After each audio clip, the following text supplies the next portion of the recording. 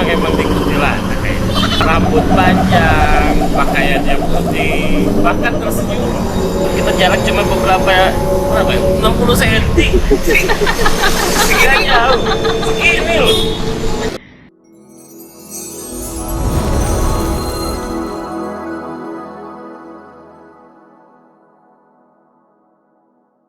Assalamualaikum warahmatullahi wabarakatuh. Waalaikumsalam. Sampurasun. Kembali lagi bersama channel saya Ricky Blank. Malam ini malam Jumat.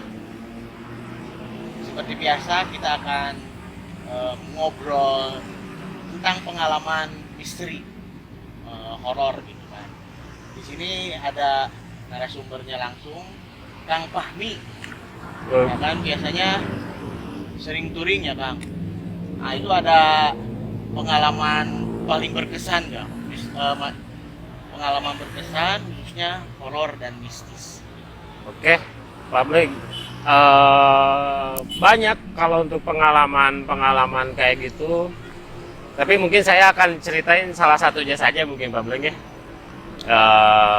Yang paling berkesan untuk di pengalaman saya yang touring, ketika touring ke Jawa Tengah waktu itu kurang lebih tahun 2014 lah, 2014. Kita rombongan berangkat berlima, kita berlima dari Cianjur, dan di 5 rombongan itu kita menuju ke Kebumen waktu itu, Pak Bleng, ke Kebumen. Dan ketika 5 orang itu kita berangkat ngejar target juga, ngejar target satu. Kita ada event saudara kita. Pas pulangnya ya? Cerita pas pulangnya. Ya, cerita pas pulangnya kita yang kena. Soalnya waktu kita berangkat mungkin entah itu emang karena kondisi badan yang sudah lelah mungkin ya, karena perjalanan jauh. Kita pulang pergi kan kita. Nah, kita nginep cuma beberapa jam ya Bang. Cuma stay di merebahkan saja, iya buat mata saja ya. Terus pulang dari Jawa Tengah kita jam 1 malam waktu itu, hari Minggu malam Senin. Setelah selesai event, biasanya kan kita kan dari touring, dari pengalaman kita touring datang ke event-event HTCI. Untuk Jawa Tengah, Jakarta, Jawa Barat itu kita jarang nginep ya. Jadi kita kadang tektok, kita berangkat di malam Sabtu, kita nyampe hari Sabtu sampai sana, malam Minggu kita jauh lagi dari sana. Nah waktu itu kita berlima berangkat dari Cianjur tuh, ada Mantum Sopyan, teman saya yang sudah almarhum, saya sendiri, dan beberapa rekan kita juga, 2 orang, Uji sama Pian Jati waktu itu.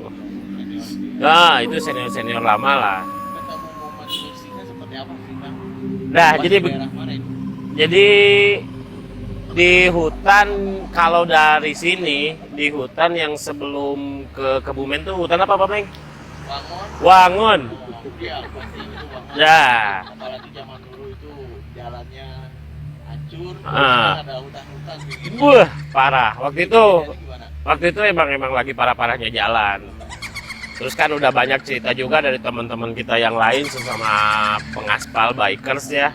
Banyak juga yang bercerita ya emang kayak gitu. Banyak mistis-mistis di sana. Bahkan salah satu mantum kita, Ferdinand Mause tuh, Babe Peri, dia sempat malahan lebih ekstrim dari saya. Katanya sampai dia naik motor. Iya. Jadi ketika lagi perjalanan enak, kita biasanya kecepatan di 60, 70 atau 100 ya maksimalnya. Nah, ketika ngegas, Babe Peri sampai pelan dari mulai dia mimpin rombongan, barisan, pada akhirnya dia paling belakang. Iya. Kirain dia tuh kirain motornya ada permasalahan, ada trouble, selip atau apa, ternyata bukan. Nah di sana kilas cerita dari Babe Peri, dan hal itu juga kena juga saya, iya. Saya juga sampai kaget waktu itu. Soalnya dari dari kita pulang perjalanan jam 1 kita juga nggak sempat cari makan dulu karena kita juga ngejar event juga, event bukan event ya, pernikahan lah, acara sakral saudara kita juga yang ada di klub kita. Kita sampai ke Cianjur target sampai jam 5. Waktu itu dari jam 1 dari Kebumen tuh. Ya, kita ngegas pol itu dari Kebumen. Keadaan lelah, perut kurang terisi, mungkin cairan pun kurang ya, Pak Bleng ya waktu itu. Nah, kalau waktu itu sih saya cenderungnya, kalau dibilang wewe gombel nggak mungkin ya. Cenderungnya sih kayaknya kuntil deh. Duh, mulai kelas juga nih, sebelah sini nih. Ya, jadi kayaknya itu emang di kuntilanak kayaknya. Soalnya ketika saya lihat persis, itu jarak rambut panjang, pakaiannya putih, bahkan tersenyum. Itu berapa meter kan? Kita nggak main meter loh. Itu perasaan saya tuh kita jarak cuma berapa ya? 60 cm. Gak jauh. Segini loh. Itu keadaan pas kayak gimana sih? Jadi gini, kita perjalanan nih malam. Saya rombongan dari 5 orang, kita berangkat, pulang yang 2 orang itu dia istirahat di Texas waktu itu, di klub Texas. Saudara kita Kebumen, dia istirahat udah agak kuat. Kita yang bertiga emang sudah tekad dari awal, dari Cianjur kita berangkat. Kita harus bisa datang ke pernikahan saudara kita. Nah waktu itu, akhirnya kita sepakat, kita berangkat 3 orang dengan almarhum, dengan mantum Sofyan. Saya rombongan paling terakhir. Sebenarnya teman-teman saya almarhum Randy udah ngingetin saya, yuk ke depan, biar saya paling belakang. Tapi karena mungkin saya udah ngerasa, saya udah motor udah berat, terus kepala juga udah mulai berat, makanya di sana juga saya paling belakang. Saya bilang ke almarhum, udahlah kamu duluan, 10 meter saya nggak bakalan jauh, kita pasti ikut rombongan. Udah tuh, ya udah hati-hati. Barulah di situ pas. Nah itu juga sebenarnya hampir mirip ya Mas Bleng ya, hampir mirip sama kejadian Ferdinand juga. Iya Babe, motor berat, kepala berat. Nah kalau saya sih berpikirnya positif ya. Jadi ini karena ngantuk mungkin ya. Kalau saya sih positif kayak gitu aja. Tapi lama kelamaan emang motor rombongan saya yang 2 orang itu udah pada jauh. Lalu saya rebah tuh biar lebih segar lagi gitu kan, rebah. Pas rebah ke kanan dulu nih pertama, ke kanan, jalan lagi kosong, sepi. Yang namanya di jalur selatan tuh kan biasanya sekitar jam 2 ke sana udah mulai jarang ya, mulai jarang kendaraan. Sebelum Majenang, terus kemudian ke Banjar juga. Nah barulah kita udah rebah ke bagian kiri, nengok depan persis. Iya, waduh, ngeri Bleng. Untung nggak loncat. Kan? Enggak, saya masih sadar. Posisi saya masih baca ayat-ayat lah, Al-Fatihah sampai belepotan, sampai saya istighfar di sana belepotan juga gitu. Gimana caranya? Nah, udah beberapa detik kemudian, kalau dibilang itu cuma sekedar capek juga, mungkin 5 detik ya. Kita rebah kayak gini, kalau lihat pas kita tuh udah hilang. Tapi ini ikut dulu. Iya, ikut dulu. Wah, sampai akhirnya di sana saya baca belepotan, ayat kursi sudah lupa. Wah, udahlah. Udah kacau, akhirnya saya ngegas. Motor kerasa ringan, kita ngegas sampai yang jarak hampir 2 kilo lebih lah. Teman-teman kita tuh udah 2 kilo tuh, mantan Sofyan sama Randy kan. Udah 2 kilo, akhirnya terkejar juga. Di sana saya juga sampai dan untungnya tidak terjadi sesuatu di jalannya. Enggak terjadi sesuatu. Keadaan di motor. Wah, itulah manfaatnya kita sedikit banyaknya diajarin di klub juga ya. Banyak diajarin di klub juga tentang gimana menanggulangi rasa ngantuk. Kalau sudah capek, udah lelah, kita harus seperti apa gitu kan. Ya Pak Bleng juga kan salah satu senior saya juga gitu kan, udah pengalaman ini mah gitu kan. Nah, udah itu kita berhenti di Tasik. Saya cerita ke Mantum Sopian, saya cerita ke Randy, sampai teman saya almarhum, "Weh, gila. Ngapain bawa motor kayak gitu? Biasanya lu paling belakang. Kenapa kalau tiba-tiba langsung ke depan? Rombongan langsung semuanya kesalip tuh semua," gitu kan. Ya saya cerita di sana, tadinya saya nggak mau cerita gitu kan. Udah nyampe. Udah nyampe Tasik. Udah. Udah nyampe Tasik, kita santai, udah. Nah, terus selanjutnya ke Nagreg. Di Nagreg, saya dari Tasik tuh cuma berhenti, kopi, rokok. Kita berangkat lagi, sekitar 30 menit lah kita berhenti. Kita ngegas lagi tuh, itu sekitar jam 4, jam setengah 4-an lah. Jam setengah 4.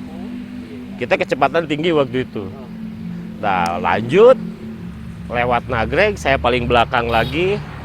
Karena saya ngerasa kalau saya berada di rombongan di barisan kedua atau yang pertama mungkin agak ngaco juga karena kondisi badan gitu kan. Nah, udah lanjut lagi Nagreg yang Gentong ya. Ya. Gentong ya. Pas lingkar Nagreg yang Nah, yang baru, yang gunung di belah itu. Ngeri juga di situ. ya, banyak kejadian. Wah, di situ juga kena lagi kita. Tapi yang kena si Keling. Apa tuh ceritanya? Nah, yang kena si Keling itu waktu cerita sama saya udah nyampe Cianjur, dia cerita si almarhum. Saya juga lihat di Nagreg. Di lingkar di Gentong itu ya. Saya lihat di situ. Lihat apa? Lihat sesuatu yang katanya sih terbang di hadapan dia juga. Kuntilanak juga. Katanya sih kayaknya itu. Kalau pocong kan nggak mungkin juga ya. Bukan yang tadi ngikutin kan ya? Wallahualam. Beda lagi. Oh, alam. Tapi kan kita nggak bisa ngebedain ya. Sama. Kuntilanak A sama B gitu kan. Nah, di sana Keling cerita, saya paling belakang, saya cuman berpikiran itu efek dari lampu. Kan terowongan ya, hampir kayak terowongan gitu kan, banyak lampu. Ah, itu lighting lampu. Kira saya gitu. Ternyata sama. Saya lihat si Keling pun melihat di sana. Randy pun. Berarti dari Jawa Tengah kita diikutin sosok kuntilanak. Kayaknya diikutin. Amannya udah nyampe Bandung. Udah mulai. Itu ngerasa nyaman lah kita udah gitu kan. Dan segitu sih yang sepintas sih yang kebayang tuh si wajahnya itu loh. Iyalah. Tapi ini berapa senti bertatapan kita kan? Asli. Gimana sih bayangan kayak gini Pak Bleng? Wajahnya pucat. Rambutnya udah gak karuan tuh. Udah gak karuan rambutnya. Terus senyum sama giginya tuh putih kemerah-merahan sama matanya tuh kayak yang keluar gitu. Itu udahlah. Akhirnya sampai nyampe ke tempat hajatan temen, berangkat lagi ke Cianjur Selatan, mungkin jaraknya kalau ditempuh dengan waktu kayaknya 3 jam waktu itu ke tempat nikahannya. Disitulah saya merasa badan udah pada gak enak. Bukan karena efek saya perjalanan jauh. Waktu dulu acara kita syuting Udah mulai down kan? nah, waktu dulu kita ke Solo sama Kebumen lebih jauh Solo kan. Iya. Tapi saya masih bisa ngelanjutin kerja juga. Tapi kalau pulang dari Kebumen, drop saya. Akhirnya saya pulang, Pak Bleng. Saya pulang ditemenin sama senior saya Bungsu, si Kang Bungsu yang bawa mobil. Akhirnya saya pulang naik mobil. Karena saya udah gak kuat bawa motor. Bahaya itu kalau diterusin kan? Iya, bahaya. Akhirnya nyampe rumah, alhamdulillah, meriang, panas, dingin dan sebagainya. Kalau bertanya sama yang pengalaman sih, katanya ada yang ngikutin juga. Sampai rumah. Pengalaman sama. Tapi ya mudah-mudahan nggak juga ya. Tapi Ya, alhamdulillah lah. Sampean lagi lah. Ya. Cerita-cerita seperti itulah. Tapi alhamdulillah. Tapi di rumah juga sempat ada gangguan juga, Bleng. Kayak gelas, ini kayak gelas nih. Kalau gelas getar kayak gini, biasanya kan di situ ada kejadian bumi lah. Mau itu longsor, ya, mau itu misalkan ada gempa atau apa. Tapi ibu saya yang lihat ini bergerak sendiri, tapi nggak ada siapa-siapa. Itu pas pulang dari sana? Pulang dari sana. Semingguan? Seminggu. Ya, wallahu alam ya. Tapi kalau saya sih berkeyakinan, saya yakin yang namanya makhluk halus atau yang gaib itu ada. Karena udah jelas ya di agama kita juga ya, sudah jelas bahwa Allah itu nyiptainnya kan di dunia itu bukan hanya manusia saja, manusia. jin dan manusia juga. Mungkin itu Pak Bleng. Oh, Saya juga nih udah mulai ngerasa gak enak nih. karena kita posisi juga kan ini bikin konten di belakang rumah sakit Belanda ya. Iya. Kaluri, di daerah Cipanas. Ya, itu sedikit panjang lebarnya cerita tentang horor saat touringnya, Kang Fahmi. Ya, Mudah-mudahan bisa dinikmati lah sama teman-teman. harus dong, Eh, harus dan dinikmati. Tetap jaga iman. Nah, Selalu dan imun ya. imun dan selalu istighfar lah Ya. saat perjalanan. Karena kan makhluk halus itu ada di mana-mana. Gitu Ya. kan. Mungkin sampai di sini dulu dan jangan lupa di like, komen dan Subscribe. Assalamualaikum warahmatullahi wabarakatuh.